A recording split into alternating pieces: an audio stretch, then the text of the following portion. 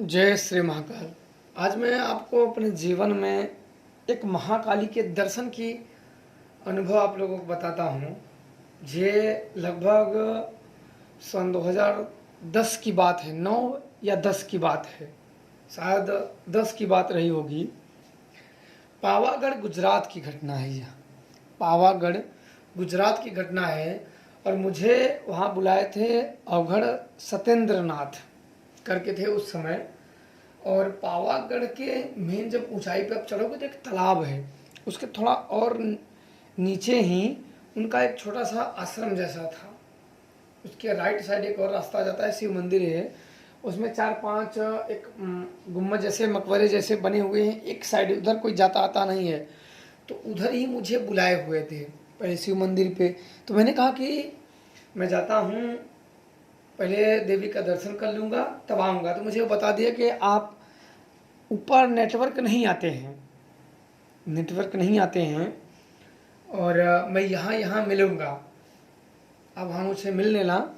वो नीचे आए हुए थे तो मेरे को नीचे से फ़ोन किए थे कि अब मैं जा रहा हूँ, वहाँ ऊपर नेटवर्क नहीं आते हैं और आप मुझे वहाँ मिलने। उन्होंने लोकेशन मुझे बता दिया था कि आप ऐसे ऐसे जाओगे, पूरा मुझे कंप्लीट समझा दिए थे। मैंने बोला अच्छा ठीक है, कोई बात नहीं, मैं आ जाऊँगा, आ तो रहा ही देवी के दर्शन करने।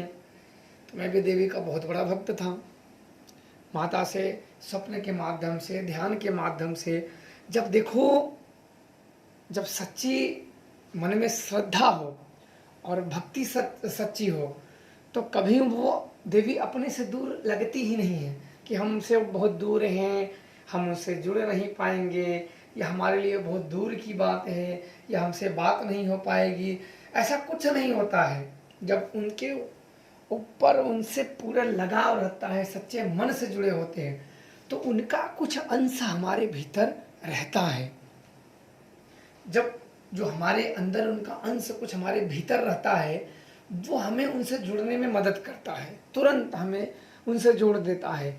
और जब हम उनमें किसी भी प्रकार की श्रद्धा विश्वास नहीं होते तो हमारे अंदर किसी भी प्रकार के देवी शक्तियों का अंश नहीं होता है, इसलिए हमें उन सबको नकार देते हैं।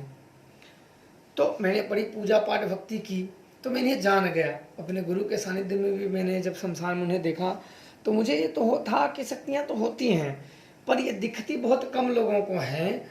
और क्यों नहीं दिखती हैं, ये व्यक्ति के सेवा, उसके मन पे, उसकी कामनाओं पे डिपेंड करता है। क्योंकि अधिकतर लोग देवताओं से इसीलिए जुड़े होते हैं, अपनी सांसारिक इच्छाओं की पूर्ति के लिए जुड़े होते हैं। देवी देवताओं से इसीलिए समर्पित रहते हैं कि अपनी सांसारिक इच्छाओं की पूर्ति कर सके वो।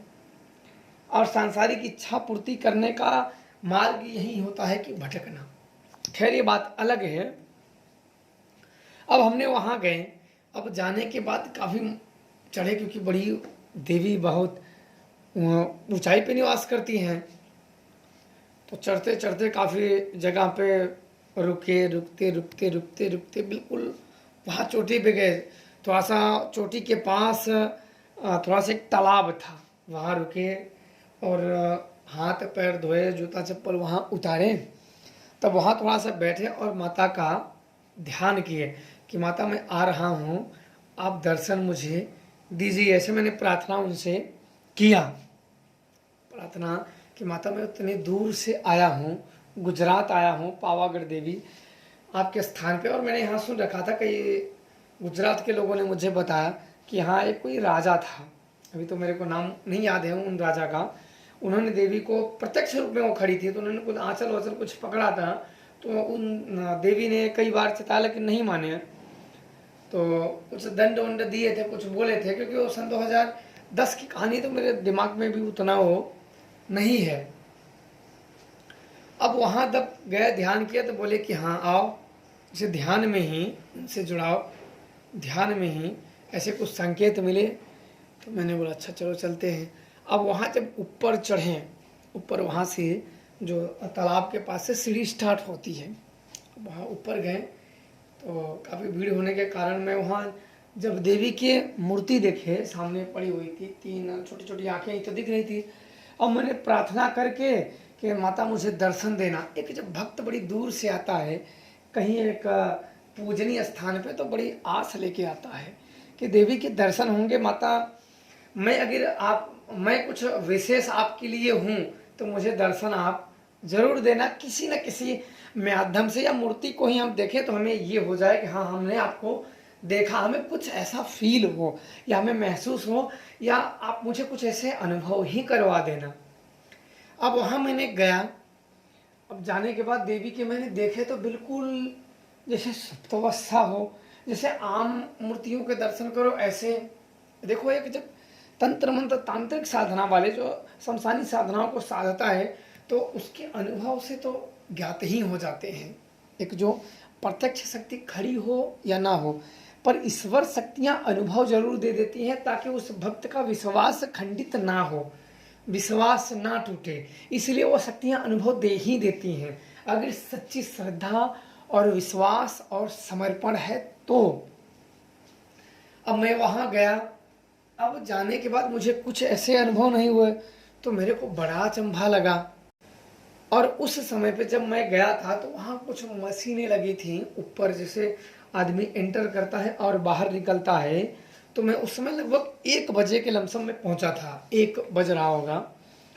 तो उस समय लगभग 12,000 लोग दर्शन कर चुके थे। अब सोचिए कि ये मैंने वापस आते हुए किया, जो ऊपर लगे हुए थे। तो आदमी ने बोला ये क्या लगा हुआ है, तो एक गया तो काउंटिंग हुआ, तो उससे बढ़ा तो एक काउंटिंग हुआ, तो मुझे पता चल गया कि ये आदमी काउंटिंग करने का है कि भाई कितने आदमी गए। कुछ उसके प्रूफ होने चाहिए कि मंदिर में कितने आदमी या कि कितने श्रद्धालु आते जाते रहते हैं। अब इसके बाद मुझे कुछ नहीं लगा। अब मेरा माथा ये हुआ कि नहीं नहीं, मुझे ये जान तो, और जो अगल बगल के कुछ कर्मचारी थे मंदिर के जो कि भक्तों में भीड़ बाहर के एरिया को बिल्कुल कि भक्त लोग आराम से दर्शन करके पास हो जाए। तो मैं उधर एक साइड में देखा तो एक थोड़ा सा जगह था, तो सामने नंदी जी थे सामने ही, और उसके बगल में कोने में जगह था घूम के, कुछ रेलिंग लगी थी।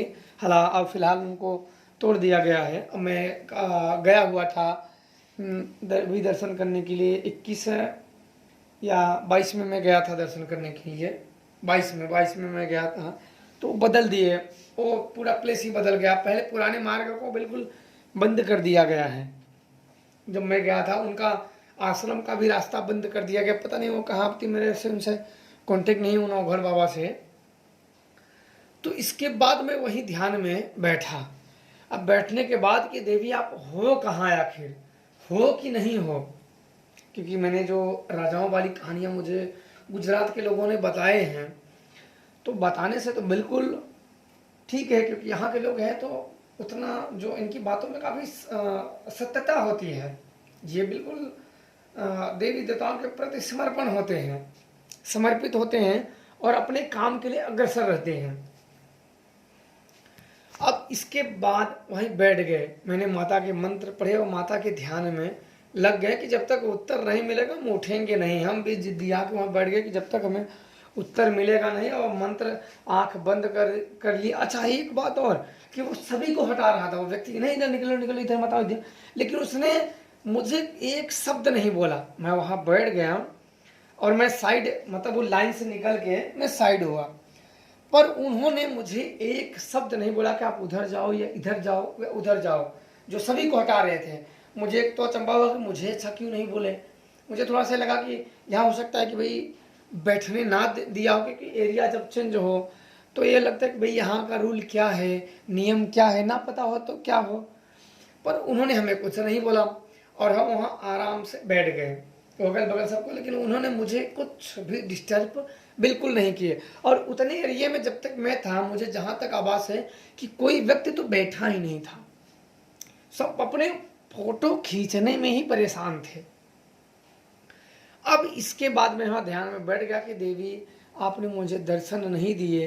तब मुझे यह ज्ञात हुआ कि देवी तो है वहाँ, पर वो दिन में नेत्र मूंद करके सुप्त अवस्था में वहाँ गुफा है, और उस पहाड़ के लेफ्ट साइड में जहाँ से चढ़ते हैं उड़न खटोला के लेफ्ट साइड में एक गुफा है, जो कि बिल्कुल अभी वो कट के उसके सब दिख रहे हैं।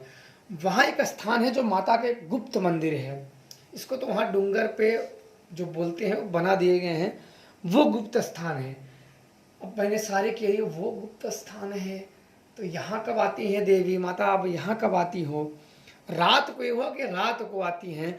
वो जो आते हैं बस थक हार के फोटो खींच खाच के भग जाते हैं, फोटो खींच खाच के भग जाते हैं। सच्चे श्रद्धा बड़ा कम ही वहाँ। देखो शारीरिक श्रम करके उतनी ऊपर चढ़ चढ़ के व्यक्ति थक जाता है तो उसके अपने दुख। तो मैं तो यही कहूँगा कि पावागढ़ आप जाएं तो बिल्कुल सीढ़ियों से जाएं और सीढ़ियों से उतरें। और यह पूरी प्रक्रिया में पूरी, क्योंकि मैं माता काली का उपासक रहा हूँ और मुझे कई प्रकार से उनके दर्शन हुए हैं। आप पूरी इन प्रक्रिया में अपनी भक्ति ना भूलें। शरीर कष्ट होगा, शारीरिक कष्ट बिल्कुल होगा, लेकिन पूरी प्रक्रिया में वहाँ जाते जाते ना माहौल गड़बड़ा जाता है। व्यक्ति थक हार के ना उसके मन में कुछ और ही विचार चलने लगते हैं थक हार के, तो वो बिल्कुल ना करें और माता का नाम जपते हुए जाएं। और मैं एक और नोट मैं आपको बता देता हूँ कि सारी चीज़ें, सब चीज़ें गुजरात में सारी चीज़ें, मैंने एक चीज़ और देखा कि वो शक्तियों से मुझे पता चला कि सारी चीज़ें लोग चढ़ते समय कोई टीका सीढ़ियों पे दे रहा है, कोई स्वास्तिक चिन्ह बना रहा है, कोई ओम बना रहा है, कोई 5-5 टीका दे रहा है रोड़ी से लाल से, और कोई दीपक जला रहा है। और उतरते साइड में जब माता के मैं वहाँ गया, ऊपर साइड बिल्कुल जहाँ ऊपर साइड तालाब है वहाँ से बस 150 सीढ़ियाँ हैं, 100-150 सीढ़ियाँ हैं। वहाँ मैंने देखा तो वहाँ कुछ भी नहीं जले हुए थे। मैंने कहा ये देवी कैसा है? बोले यही तो दुर्भाग्य है। तब मुझे ज्ञात हुआ कि जब देवी यहाँ से उतरेंगी तो उनके रास्ते में तो कुछ भी टीका नहीं, इंसान तो अपने रास्ते में ही टीकते जा रहा है। जितने भी मैंने वहाँ टीके देखे सब चढ़ते हुए मार्ग पे थे। जैसे माता के स्थान पे जाओ तो चढ़ने वाले मार्ग पे थे, पर माता तो वहाँ ऊपर बैठेंगी तो वहाँ से वो उतरेंगी तो उनके मार्ग पे तो कुछ जला ही नहीं है। तो मुझे बड़ा अचंभा हुआ ये देख के। मैंने कहा चलो माता, मैं अगर कभी आया अपने शिष्यों के साथ तो मैं चढ़ते हुए तो नहीं पर उतरते हुए, क्योंकि मुझे वो ज्ञात हो गया कि नहीं नहीं ये देवी जब वहाँ तो है ही, इनका निवास ही है, तो ये चढ़ के तो वहाँ जाएंगी नहीं। और अगर ये उतरेंगी तो इनके जो पद मार्ग हैं, जो उतरने वाली सीढ़ी है, वहाँ एक भी मुझे टिक नहीं दिखे, न तो रोली के न दीपक के, किसी भी प्रकार के टिक नहीं दिखे मुझे। और जूता चप्पल चढ़ के वहाँ तक अभद्रता, क्योंकि कोई जूता किस प्रकार के, तो बिल्कुल यहाँ उनके जो स्थान पे, क्योंकि वो सारा स्थान है, तो मेरे हिसाब से चप्पलों को जहाँ गाड़ियाँ आपको छोड़ देती हैं इसके आगे बिल्कुल चप्पल जूता ना लेके जाएं, यहीं छोड़ दें। क्योंकि वो जो स्थान है, पहाड़ है, वो पवित्र स्थान है। और पवित्र स्थानों पे आप जितने भी पग रखेंगे, और आप खुद ही समझ सकते हो पहाड़ ही पवित्र है, तो गाड़ी से उतरें और वहीं, हो सकता है आपकी गाड़ी हो तो वहीं अपने चप्पल जूते रख दें, अन्यथा वहीं किसी स्थान पे आप रख दें और वैसे ही चढ़ते जाएं। और ध्यान रखें कि पहला पद चिन्ह रखें तो कम से कम एक साइड 9 रखें और दूसरा साइड 7, एक 7 बहन के लिए, दूसरा 9 देवियों के लिए, इतना जलाएं। और लास्ट में जब उनके तालाब वाली सीढ़ियाँ चढ़ें तो 10 जलाएं, क्योंकि 10 महाविद्या में महाकाली प्रथम पूजित शक्ति है, काल की अधिष्ठात्री है। जो काल को बल मिलता है वो महाकाली है। 10 महाविद्याओं में मुख्य शक्ति यही है। मुख्य शक्तियों के संचालित 10 महाविद्या अधिष्ठात्री महाकाली है। तो वापसी में उनके मार्गों में फूल चढ़ाते हुए, क्योंकि मैं वहाँ चढ़ने के बाद मुझे वो ज्ञात हुआ कि ये चीज़ तो बड़ा विडम्बना है, पर मैं कहीं बोला नहीं।